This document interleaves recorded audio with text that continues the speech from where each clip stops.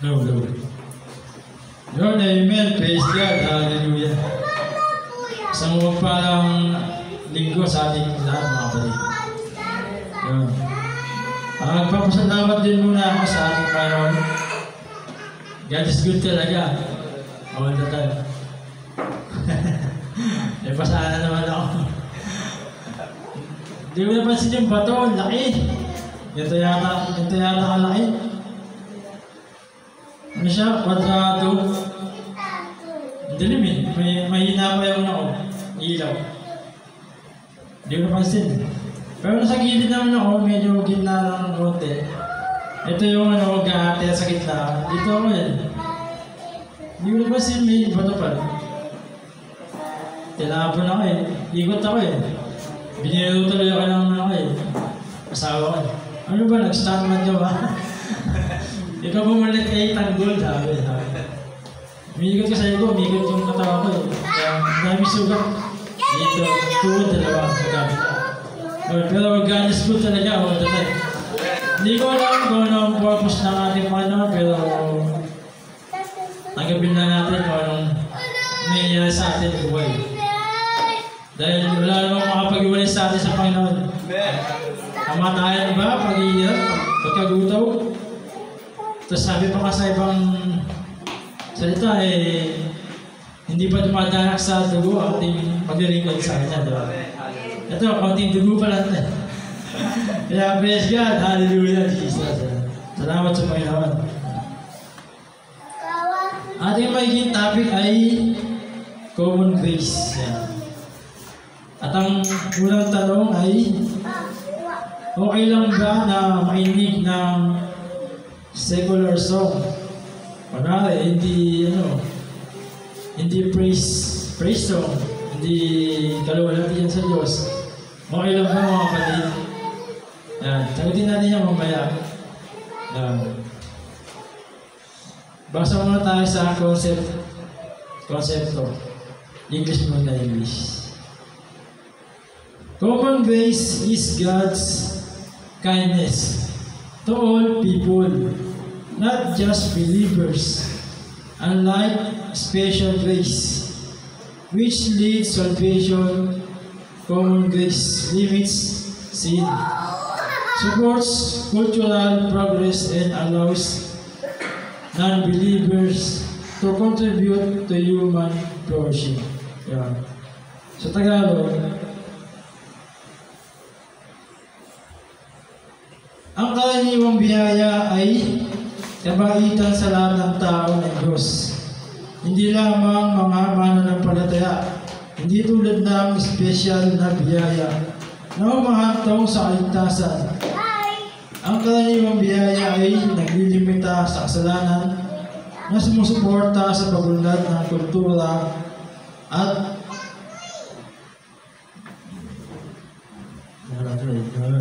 kultura na nagpapahintulot sa mga hindi mananampalataya na magambag sa pag-unlad ng mga tao. Amen. Praise God. Common grace daw ay hindi lamang sa believers at gayon din sa mga unbelievers. Kung mga napapakinggan nating kanta, halimbawa lang kasi dito kanta pero maraming halimbawa ng common grace. Kanta, kunyari, yung nakapag-compose ng maganda yung isang tao, kalulat yan ng Diyos yun na isulat niya. Marinig ng bawat tao kung love song, o ano man yun, hymno, mga iba pa, slow rock, mga gano'n. Dahil sa Bisaya, ibang salita, dito sa mundo, binabalutan tayo ng Espiritu ng Diyos, mga kapatid, sa Genesis. Pakibasa sa Mateo 5:45.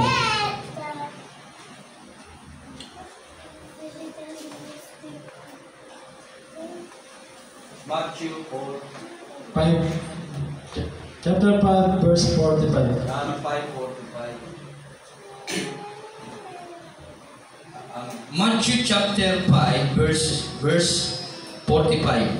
Amen. Upang kayo'y maging tunay na mga anak ng inyong Ama na nasa langit, sapagkat pinasisikat niya ang araw sa mabubuti, gayon din sa masasama, at nagpapaulan siya sa mga matuwid at sa mga di matuwid. Amen. Amen. Nagpapala niya ang matuwid at di matuwid. Kumbaga, mga makasalanan at di makasalanan. Gaya naman ng mga magsasaka, binari. Yung mga yan, na mamahala na mabuti, wala, hindi mabuti. May mamahalang Kristiyano, kaya hindi Kristiyano. Pero lahat yan ay pinapaulan na ating Panginoon Jesus. Binibigyan ng panglago. Panglago ang nilang mga pamumuhay. At para tayo ay makakain sa ating mga pangalaman. Because pangunahing yan, pangunahing pagkain ang ating katawan, mga kapatid.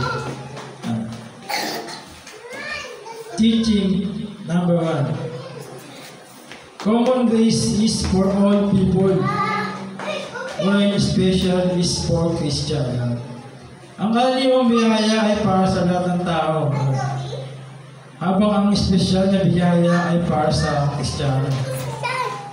Ibig sabihin, special talaga tayo sa ating Panginoon. Dahil tayo ay Kristiyano. Hindi kaya ng mga unbeliever o mga naniniwala lamang sa kanilang mga pananampalataya na wala namang gawa, mga kapatid. Sabi rito, habang ang espesyal na biyaya ay para sa Kristiyano. Sa mga unbeliever, karaniwan lamang yan. Kunyari, kung nakailangan sila ng salapi, may pagpapala naman na dumarating sa kanila. Hindi nga lang espesyal, mga kapatid. Pero sapat ang biyaya ng Diyos para sa lahat ng tao.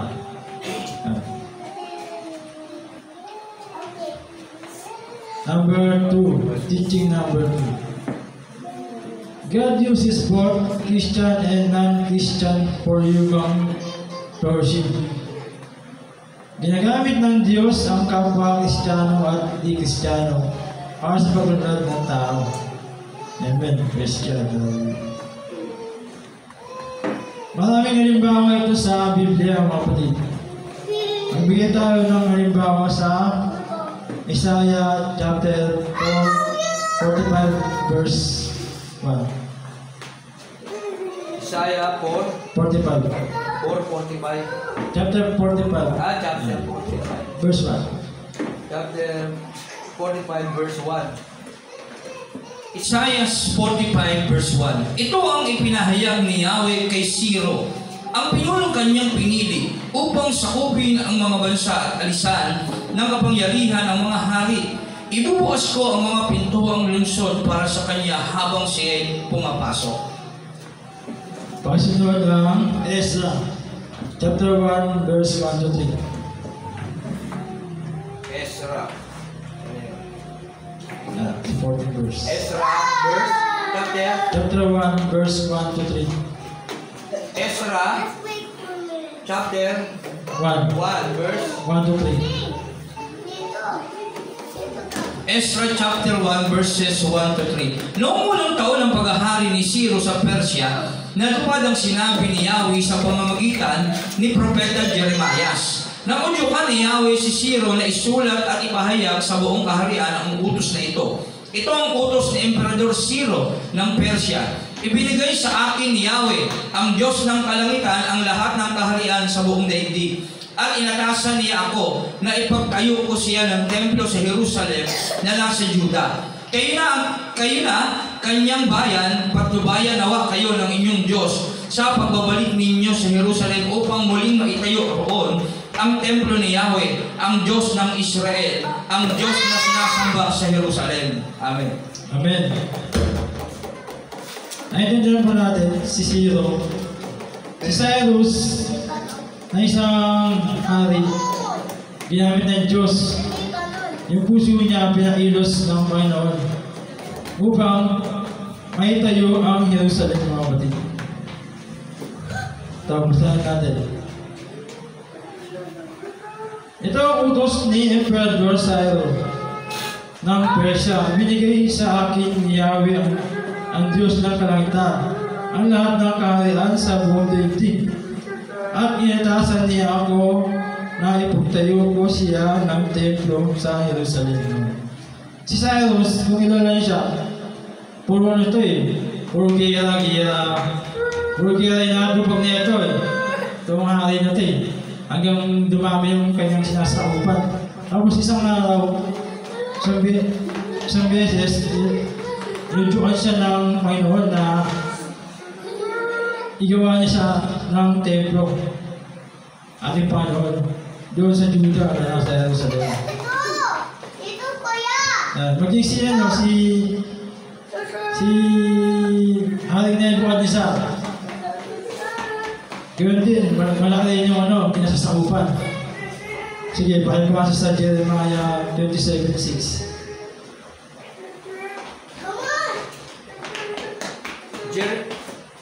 Jeremiah 37:6. 27. 37:6. 27. 27 pala ulit. Sorry. And 27:6. Yan. Jeremiah 27:6. Ang lahat ng lupain ito ay ipinasya kung ibigay kay Haring Nebuchadnezzar ng Babylonia na aking lingkod. Ibigay ko rin ang mga hayop sa parang upang maglingkod sa kanya. Amen.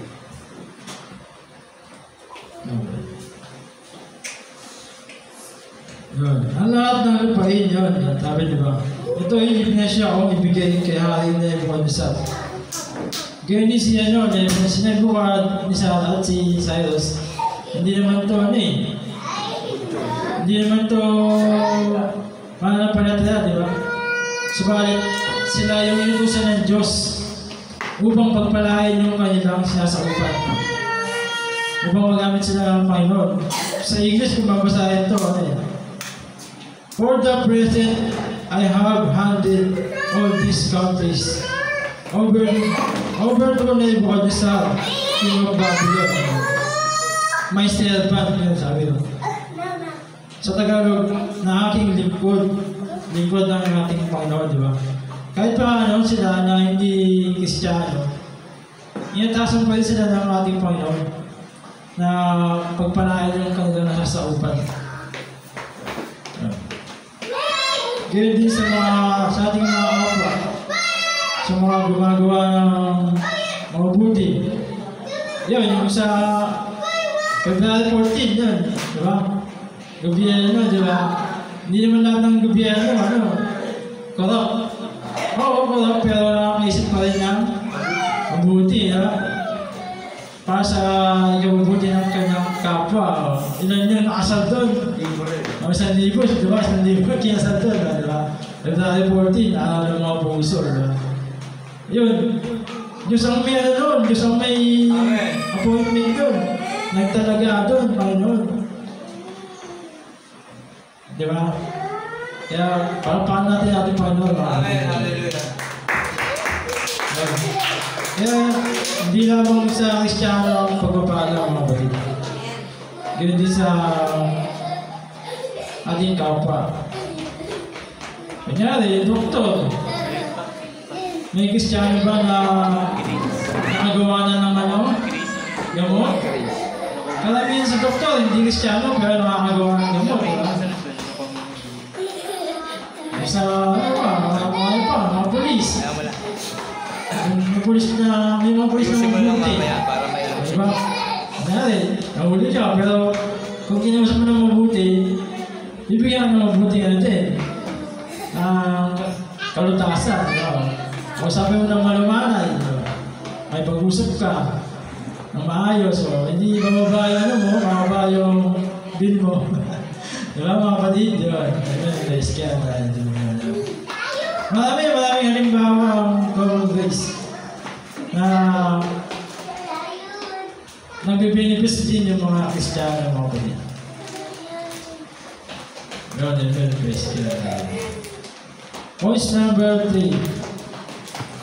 Christians must collaborate with non-believers for the common good. Yan. Sa Tagalog, ang mga Kristiyano ay dapat may pagtulungan sa mga hindi mananampalataya para sa kabutihan ng lahat.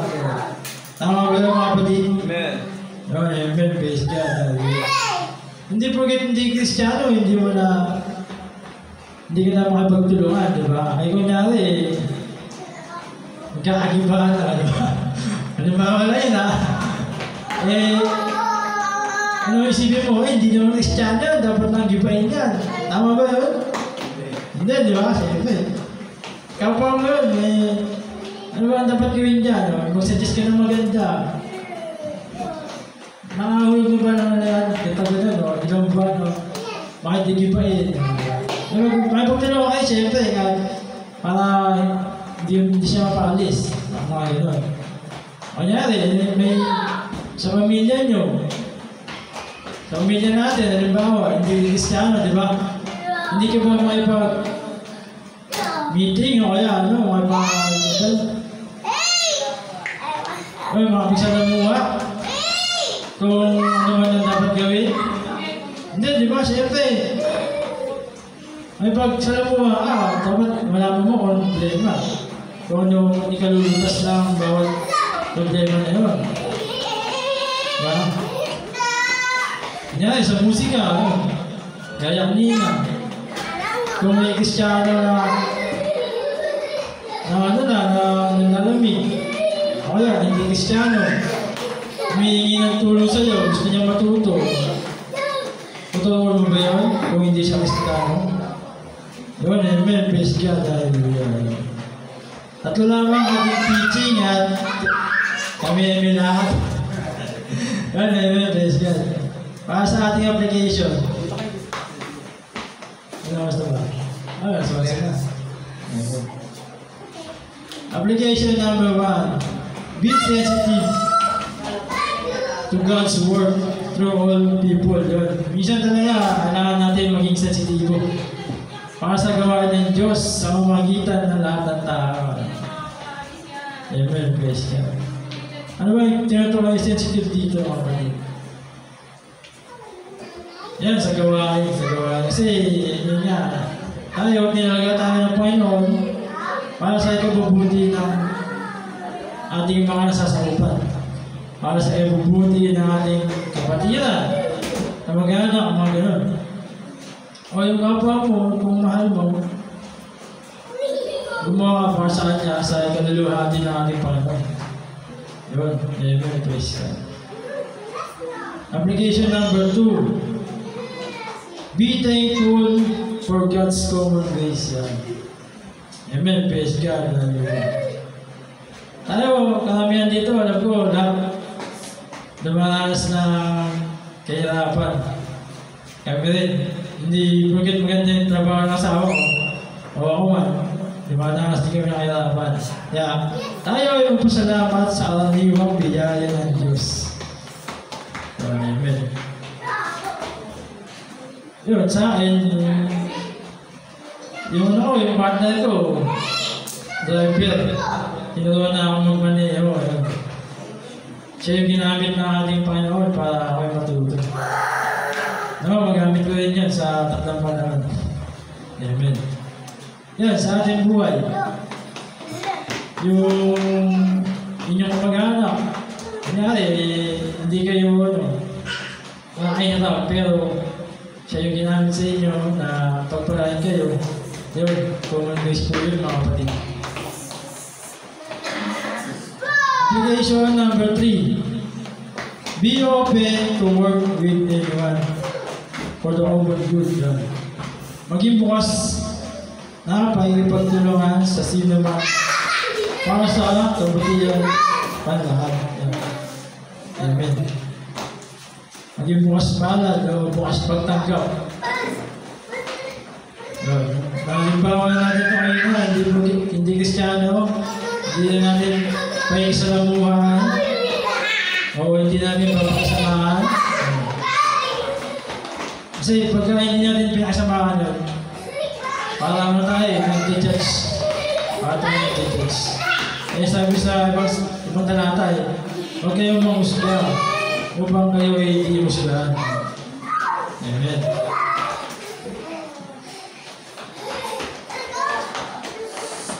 Lord, amen. Praise God. Para sa ating conclusion, paibasa sa Genesis chapter 50, verse 20. Genesis 50:20. 50-20.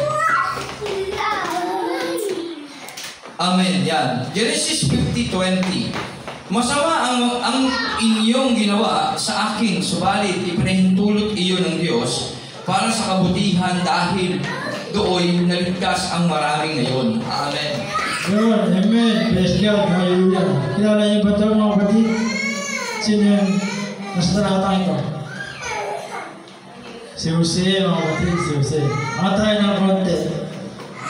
That verse 19. Ngunit sinabi ni Jose, huwag kayong matakot. Maaari ko bang balikan ang Diyos? Masama nga ang inyong ginawa sa akin, subalit ibinahintulot iyon ng Diyos para sa kabutihan at dahil doon, naligtas ang marami ngayon. Similar sila ni Jesus, similar. Dahil sa ginawa ng ating Panginoon, na pagpako sa krus, ang mga tagasunod niya ngayon ay nagkakaroon ng kaligtasan mga kapatid. Kaya nawa, totoo ang ating pagsamba, pagkilala sa ating Panginoon. Kaya sabi nga kanina ni Brother Daniel, ang nanatiling tapat ay maligtas. Tayo ay magpakatapat sa ating Panginoon at sabi pa sa Deuteronomy, ano ba chapter 6:5 yata? Deuteronomy 6:5. Opo. Bring tayo doon. Ibigin mo si Yahweh na iyong Diyos ng buong puso, buong kaluluwa at buong lakas. Lord, amen. Praise God. Hallelujah. Nagawa na ba natin ito, mga kapatid? Ano sasabi? Amen. Lord, amen. Praise God. Hallelujah. Say, kailangan ito eh. Kailangan natin gawin ito. Buong puso, buong isip, ay ibigin mo si Yahweh ng iyong buong puso, buong kaluluwa, buong lakas. Amen. Kailangan ito mga kapatid. Old Testament pa lang, pinapasabi na ng ating Panginoon na ito ang dapat natin gawin. Ngayon buwan ng pag-ibig, di ba? Kapag kulang ating pag-ibig sa ating Panginoon, dalawa lang yan. Kundi tayo ay nanlalamig, o kundi tayo ay maligam-gam, di ba? Sabi sa ibang talata ano ang ginagawa sa dalawang yun? Sinusuka, di ba? Kaya nakakalungkot. Kaya tayo ay maging tapat sa ating Panginoon. Maganda lamang ating topic mga kapatid, kaya tayo ay tumayo at tayo manalangin.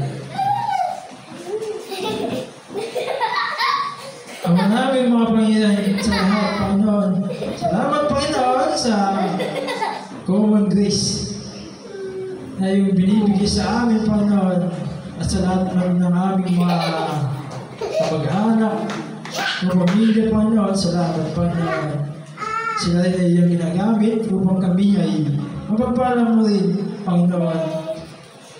Salamat, Panginoon, dahil nakikita namin ngayon ano pa man ang kanilang mga nagagawa sa amin at sa kanila, Panginoon. Naway ipagbabayan mo kami at sila, Panginoon, sa kanilang mga buhay, Panginoon. Makilalaan nila bago lang sila mawala dito sa mundo. Ibabaw nito, Panginoon, at gayon din kami, Panginoon. Gamitin mo rin kami upang sila ay ipagpala, Panginoon. Salamat, Panginoon, sa mga biyagang binibigyan mo pa sa amin. Special man o common grace. Salamat, Panginoon. Naway kami lumago pa sa pananampalataya sa iyo, Panginoon, at may bigyan namin ang aming buong puso, buong kaluluwa namin sa iyo, Panginoon. Ito'y may hanggang namin sa iyo, Panginoon. Pagkat ikaw lamang ang aming Diyos. Hari at tagapagligtas, Panginoon, at wala nang iba. Salamat, Panginoon, ito po ang dalangin sa pangalan ni Jesus. Aming Panginoon, hari at tagapagligtas. Amen. Amen. Amen.